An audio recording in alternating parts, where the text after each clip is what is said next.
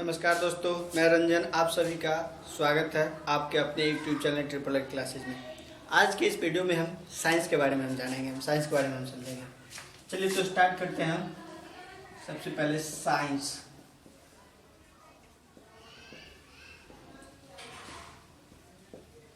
दोस्तों, सबसे पहला प्रश्न यहाँ पे यह आता है कि साइंस जो है किस शब्द से, साइंस शब्द की उत्पत्ति किस शब्द से हुई है। सबसे पहला प्रश्न यहाँ पे यही होता है। तो चलिए इसको हम देखते हैं। साइंस शब्द की उत्पत्ति लैटिन भाषा के सेंटिया शब्द से हुई है। लैटिन भाषा के सेंटिया शब्द से हुई है, जिसका अर्थ होता है ज्ञान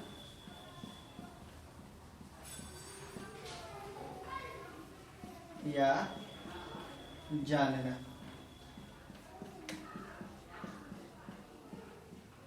दोनों। तो इस तरह से हमने देखा कि साइंस शब्द की उत्पत्ति लैटिन भाषा के सेंटिया शब्द से हुई है, जिसका अर्थ होता है ज्ञान या जानना।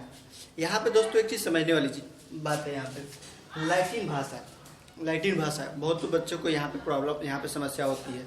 लैटिन भाषा क्या होता है ऐसे। देखो, लैटिन भाषा भी एक तरह की भाषा ही है। जैसे हमारे यहाँ हिंदी बोली जाती है, भोजपुरी बोली जाती है, अलग अलग राज्यों की अलग अलग भाषाएं हो सकती है यहाँ पे। तो इसी तरह से इंडो यूरोपियन देशों में यह लैटिन भाषा बोली जाती थी। कौन? लैटिन भाषा यह कौन से देशों में? इंडो यूरोपियन देशों में। इंडो यूरोपियन देश में कौन आते हैं?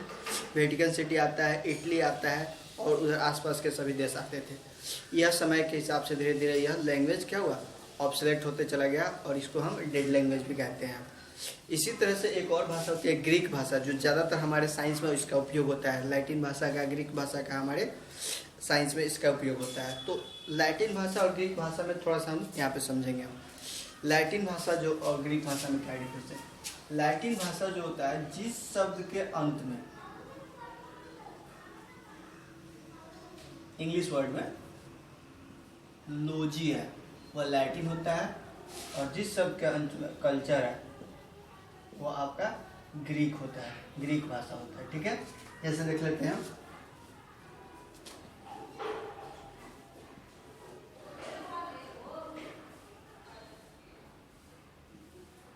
साइकोलॉजी,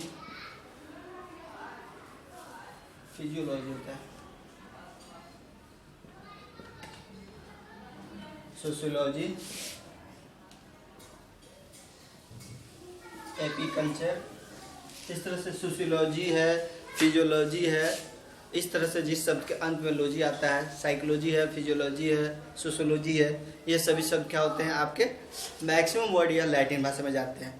और उसी तरह से जिस शब्द के अंत में कल्चर आता है, तो ये सभी शब्द आपके ग्रीक भाषा में चले जाते हैं। जैसे कि एपीकल्चर, पिसिकल्चर, सेरिकल्चर, ये सभी शब्द किस में चले जाते हैं? ग्रीक भाषा में चले जाते हैं। चलिए दोस्तों, यहाँ पे हमने सब समझ चुके हैं। हमको लगता है कि आपको कोई दिक्कत नहीं होगी लैटिन भाषा और ग्रीक भाषा को समझने में। तो इसके आगे अब चलते हैं। यहाँ से साइंस का हम परिभाषा ढूंढने की कोशिश करते हैं।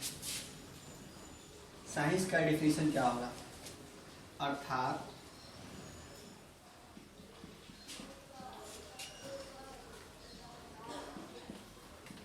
क्रमबद्ध ज्ञान, क्रमबद्ध ज्ञान, या ऐसे करते हैं, इसको ऐसे लिखते हैं, विशिष्ट एवं क्रमबद्ध ज्ञान ही विज्ञान कहलाता है। विज्ञान कहलाता है। इस तरह से हम साइंस की परिभाषा देखते हैं कि विशिष्ट एवं क्रमबद्ध ज्ञान को ही हम क्या कहते हैं? विज्ञान कहते हैं। मतलब specific and systematic knowledge is called science. Specific and systematic knowledge is called science. चलिए यहाँ से आगे हम देखते हैं। ठीक है, specific and systematic knowledge is called science। दोस्तों यहाँ पे एक चीज़ समझने वाली चीज़ है कि जब हम विशिष्ट एवं क्रमबद्ध ज्ञान को ही विज्ञान कहते हैं, तो फिर यहाँ पे ज्ञान क्या होता है, ज्ञान किसे कहते हैं, समझ में आ रही है ना। हम जो आपको बताना चाहते हैं, जब हम विशिष्ट एवं क्रमबद्ध ज्ञान को विज्ञान कहते हैं, तो यहाँ पे विशिष्ट ज्ञान या क्रमबद्ध ज्ञान होता क्या है, ज्ञान और विज्ञान में क्या अंतर है कि दोनों एक ही है। तो यहाँ पे हम थोड़ा सा देखिए, हम यहाँ पे आइडेंटिफाई करने की कोशिश करेंगे हम ज्ञान और, चलिए 3 चीज़ों को समझना यहाँ पे जरूरत है। ज्ञान,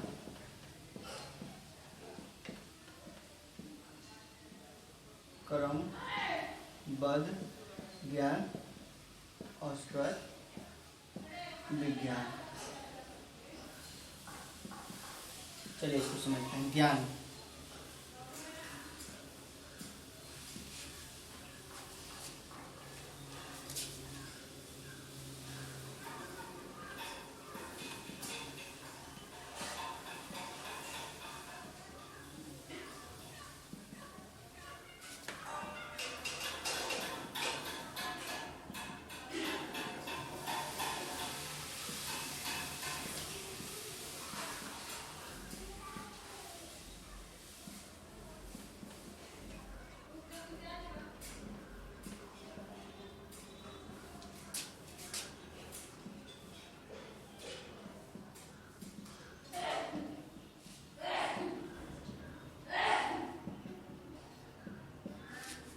सर्चिंग ऑफ रियलिटी। चलिए इन तीनों चीज़ों को हम समझते हैं वन बाय वन करके। ज्ञान क्या होता है, जब हम किसी सत्य का अनुभव करते हैं तो वह ज्ञान होता है। जैसे कि feeling of reality is called knowledge. क्रमबद्ध ज्ञान क्या होता है, step wise procedure followed by anyone. Step wise procedure is followed by anyone, मतलब एक ऐसा क्रम जिसको हर किसी को पालन करना पड़े, वह आपका क्या कहलाता है, क्रमबद्ध कहलाता है। उसके बाद है विज्ञान। विज्ञान क्या कहलाता है, विज्ञान जो होता है searching of reality is called science. मतलब कि विज्ञान का मतलब जो सत्य का जो खोज होता है वो आपका विज्ञान कहलाता है। जैसे कि एग्जाम्पल के लिए हम समझ लेते हैं, जैसे कि यहाँ पे जो आपका ट्यूबलाइट जो जल रहा है, आपको प्रकाश जो दिखाई दे रहा है, अनुभव हो रहा है, तो प्रकाश जो है यह सर्चिंग ऑफ रियलिटी है, सत्य की खोज है। तो बल्ब क्या हुआ आपका, ट्यूबलाइट क्या हुआ आपका, विज्ञान हुआ। और जब यह हमको क्या होता है, इस लाइट का अनुभव, प्रकाश का जब हम अनुभव करते हैं तो हमें ज्ञान होता है। आपने दोस्तों पढ़ा होगा, महावीर के बारे में सुना होगा, भगवान बुद्ध के बारे में सुना होगा। उन लोगों को सत्य का अनुभव हुआ था, सत्य का क्या हुआ था, अनुभव हुआ था। और इसी सत्य के अनुभव को हम क्या कहते हैं, ज्ञान कहते हैं। उनके बारे में आप जानते होंगे कि वह बचपन से क्या हुआ, बचपन में ही घर छोड़ के चले गए, और वह क्या हुआ, इतनी दिन तपस्या करने के बाद, 13 वर्षों के बाद तपस्या करने के बाद उन्हें ज्ञान की प्राप्ति हुई, सत्य का अनुभव हुआ, और उसी को हम ज्ञान की प्राप्ति, ज्ञान भी कहते हैं। चलिए दोस्तों, तो इस तरह से हम आगे चलते हैं। और हाँ, इसको समझते हैं थोड़ा सा। क्रमबद्ध ज्ञान आपने पढ़ा होगा, आईएससी मैथ का नाम सुना, आईएससी इंस्टीट्यूट ऑफ साइंस लोग मैथ से करता है और बायो से करता है। तो हम जानते हैं साइंस को जब वर्गीकृत करते हैं तो मैथ कहीं से नहीं आता है। साइंस को हम डिवाइड करते हैं, पढ़ेंगे हम यहाँ पे, जस्ट अभी देखेंगे हम साइंस के जब क्लासिफाइड करेंगे तो उसमें फिजिक्स, केमिस्ट्री, बायो आते हैं। मैथ को फिर हम साइंस क्यों कहते हैं, यहाँ पे सोचने वाली बात है कि मैथ को हम साइंस क्यों कहते हैं। मैथ को साइंस इसीलिए कहते हैं, क्रमबद्ध ज्ञान के कारण ही हम क्या कहते हैं, मैथ को हम साइंस कहते हैं। क्योंकि मैथ में जो भी प्रोसीजर होता है उसको हर किसी को फॉलो करना होता है। मैथ की जब आप समस्याओं को समाधान करने चलिएगा तो हर किसी को एक स्टेप वाइज प्रोसीजर होता है, जिसको क्या होता है, हर किसी को पालन करना होता है। और उसी स्टेप वाइज प्रोसीजर को फॉलो करने के कारण मैथ को हम विज्ञान कहते हैं। चलिए दोस्तों, तो इसके आगे हम चलते हैं।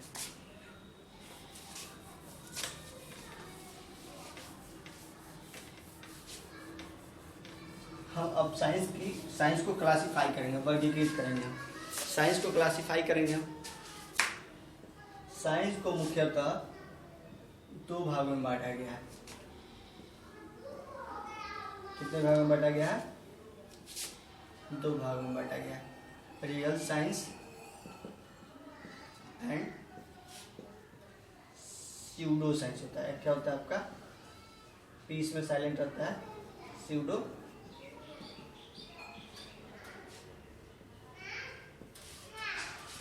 स्यूडो वर्ड आप लोगों ने सुना होगा पहले से भी। स्यूडो वर्ड कहाँ पे सुने होंगे, किसी को पता है? स्यूडो वर्ड को हमने सुना होगा आपको जब हम सेंट्रीपेटल फोर्स पढ़ते हैं, सेंट्रीफ्यूगल फोर्स पढ़ते हैं, वहाँ पे स्यूडो फोर्स के भी नाम से वहाँ पे हम जानते हैं, जहाँ पे अभिकेंद्रीय बल और अपकेंद्रीय बल पढ़ते हैं वहाँ पे। चलिए यहाँ पे आते हैं रियल साइंस। अब बात करते हैं कि रियल साइंस होता क्या है और स्यूडो साइंस क्या होता है। चलिए इसको हम बिना समय को वेस्ट किए हुए इसको हम आगे की तरफ चलते हैं। वैसा सत्य जो सिद्धांत पे आधारित हो, वैसा सत्य जो सिद्धांत पे आधारित हो उसे हम रियल साइंस के नाम से जानते हैं। और वैसा मतलब साइंस जो अवधारणा के आधार पे, मतलब अवधारणा के आधार पे मतलब क्या हो, सिद्धांत पे वो कार्य करता हो। चलिए इसको हम यहाँ पे हम इसको लिख लेते हैं, based on theory, based on paradigm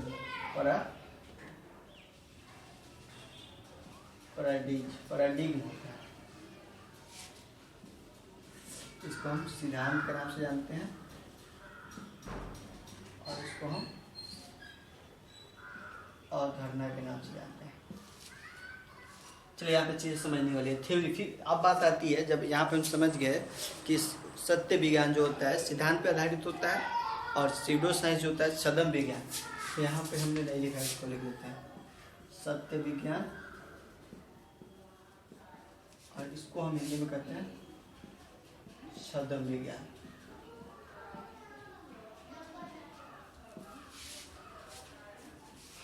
तो सत्य विज्ञान हमने समझा, छद्म विज्ञान मतलब छद्म विज्ञान स्यूडो साइंस वह जो होता है एक आपके पैराडिग्म पे आधारित होता है। अब बात आती है कि थ्योरी क्या होता है और पैराडिग्म क्या होता है, थ्योरी क्या होता है और पैराडिग्म क्या होता है। चलिए कोई किसी को पता है? चलिए नहीं पता है तो हम ही डील करते हैं। थ्योरी जो होता है, सिद्धांत किसे कहते हैं? थ्योरी जो होता है unchange reality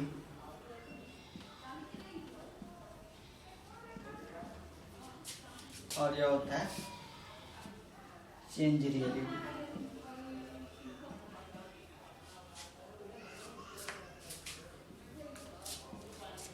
change reality and unchange reality.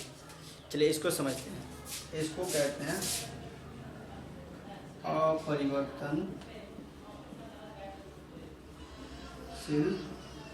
सत्य और इसको कहते हैं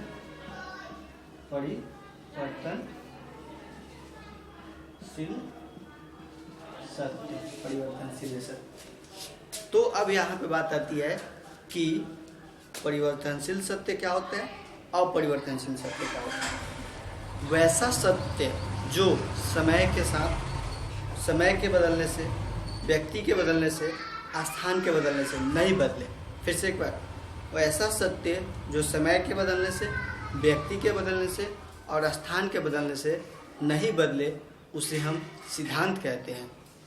और वैसा सत्य जो समय के साथ, समय के बदलने से, व्यक्ति के बदलने से या स्थान के बदलने से उसमें कुछ परिवर्तन आ जाए उसको हम पैराडिग्म कहते हैं या अवधारणा कहते हैं। तो इसको फिर से समझने की जरूरत है क्या? नहीं समझने की जरूरत है। हम चलो इसको फिर से हम समझा लेते हैं। चलो फिर से एक बार समझते हैं। ऐसा सत्य जो समय के साथ, व्यक्ति के साथ या स्थान के बदलने से जो नहीं बदले उसको बोलते हैं हम अनचेंज रियलिटी, उसको हम सिद्धांत के नाम से जानते हैं। अगला है इधर चेंज रियलिटी। ऐसा सत्य जो समय के बदलने से, वस्तु के बदलने से या स्थान के बदलने से बदल जाए उसको हम बोलते हैं चेंज रियलिटी। अब यहाँ पे समझने वाली चीज़ है कि ऐसा क्या चीज़ होता है, थोड़ा सा समझ लेते हैं कि क्या है जो बदलता है समय के साथ। चलिए यहाँ पे फिर से समझते हैं। जैसे कि इस मार्कर को हम ऊपर फेंकेंगे, ठीक है, तो यहाँ पे भी फेंकेंगे तब भी नीचे आएगा। आप देश के किसी भी हिस्से से कहीं से भी ऊपर फेंकोगे, पर्सन हम फेंके या आप फेंके या कोई और फेंके, सबसे पहले पर्सन बदल रहा है। यहाँ से नहीं, आप अपने घर से ही फेंक सकते हैं तो प्लेस बदल गया। और समय आप अभी भी फेंक सकते हैं या 2 घंटा बाद भी फेंक सकते हैं। जब भी कभी आप ऊपर फेंकेंगे तब यह हमेशा क्या होगा, नीचे की तरफ आएगा। और इसी के कारण हम इसको पढ़ते हैं गुरुत्वाकर्षण सिद्धांत के नाम से जानते हैं। जो ऊपर से नीचे की तरफ किसी वस्तु को अपनी तरफ आकर्षित करती है उसे हम गुरुत्वाकर्षण सिद्धांत के नाम से जानते हैं। समझ में आया दोस्तों? यह क्या है आपका अपरिवर्तनशील सत्य है। फिर परिवर्तनशील सत्य क्या होता है? परिवर्तनशील सत्य होता है जब हम किसी प्रायोगिक अवधारणा के आधारित क्या करते हैं, कार्य करते हैं। जैसे इसको समझते हैं, एलपीजी पॉलिसी आपने पढ़ा होगा, इकोनॉमी आप पढ़ते होंगे तो आप लोगों ने पढ़ा होगा एलपीजी। एलपीजी का नाम सुने हैं? कितने लोगों ने इसका नाम सुना है? चलिए ठीक है, इसको हम देखते हैं। इसमें है एलपीजी। एलपीजी का नाम, एलपीजी का होता है नॉट, गैस का नाम नहीं है, ठीक है। यह एक पॉलिसी है जो 1991 में इम्प्लीमेंट किया गया था भारत में। लिबरलाइजेशन, प्राइवेटाइजेशन, चलिए इसको कर लें, लिबरलाइजेशन, प्राइवेटाइजेशन एंड ग्लोबलाइजेशन। 1991 में भारत में इसे लागू किया गया था यह एक पॉलिसी को। इस पॉलिसी को अगर भारत के परिप्रेक्ष्य में पढ़ेंगे तो यहाँ विकासशील देश है, तो यहाँ में इस पॉलिसी का कुछ अलग मीनिंग होता है। जैसे इसी पॉलिसी को हम अमेरिका के इकोनॉमी के संदर्भ में पढ़ेंगे तो वहाँ पे इसका क्या होता है, इसमें कुछ ना कुछ स्लाइटली परिवर्तन आ जाता है। तो यह प्लस के बदलने से चेंज आ रहा है, समय के बदलने से भी चेंज आ जाएगा इसमें। तो इस तरह के सिद्धांत को हम क्या कहते हैं, चेंजेबिलिटी कहते हैं, ठीक है। चलिए दोस्तों, तो इसी से अब इसको आगे हम थोड़ा सा इसको और आगे कंटिन्यू करते हैं।